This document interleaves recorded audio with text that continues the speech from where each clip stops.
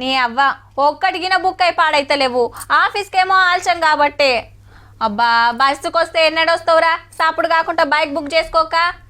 ఏ మా ఇంటికాంచెల్లి car book చేసుకుంటే మీకన్నా మోదాలే టాకీస్ కాడ ఉంటా చూడు.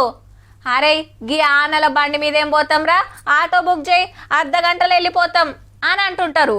కాకుంటే ఛార్జీ ఎల్ల తక్కువ పడితే గన్లా, కానీ ఇప్పుడు మోత మోగేటట్టుందబ్బా. క్యాబ్లో తిరిగేటోళ్ళు క్యాసింగ్ కింద ఎక్కువ పెట్టుకోవాలి. ఇక పీక్ అవర్స్ లో ఛార్జీలు పెంచుకోవడానికి ఫుల్ పర్మిషన్ ఇచ్చిండ్రు మరి సెంటర్ వాళ్ళు.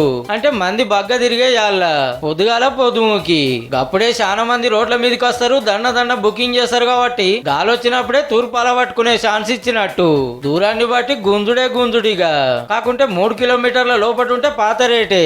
ఓలా, ఊబర్, ర్యాపిడో వంటి పెట్టిన వాళ్ళకి ఇక పడతలు మంచిగానే పడతాయి అన్నట్టు.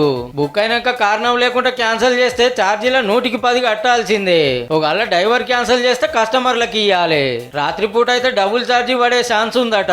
అట్లనే బండ్లలో వెహికల్ లొకేషన్ ట్రాకింగ్ పెట్టుకోవాలి. 3 నెలల లోపటి ఇవన్నీ అమలు చేయాలని అన్ని రాష్ట్రాలకు ఆర్డర్ వేసింది సెంట్రల్ గవర్నమెంట్. ఇక డ్రైవర్లకు పైసలు అనుకునేరు. అవన్నీ ఆఫీస్ నుండి యాప్లు నడిపేటోళ్ళకే పోతాయి. ఇంత ఛార్జీ వసూలు అయితే అందులోకెళ్ళి కొంత అని ఇళ్ళకి ఇస్తారు గంతే. అందులోకెళ్ళి పెట్రోల్, డీజిల్, బండి మెయింటెనెన్స్ పోనే ఏమన్నా మిలిగినట్టు. ఇట్లా కాకుండా అంత దూరానికి ఇంత ఛార్జీ, అందులోకెళ్ళి గిన్ని పైసలు బండ్లకి ఇవ్వాల్సిందే అనే రూల్ ఉంటే బాగుండే.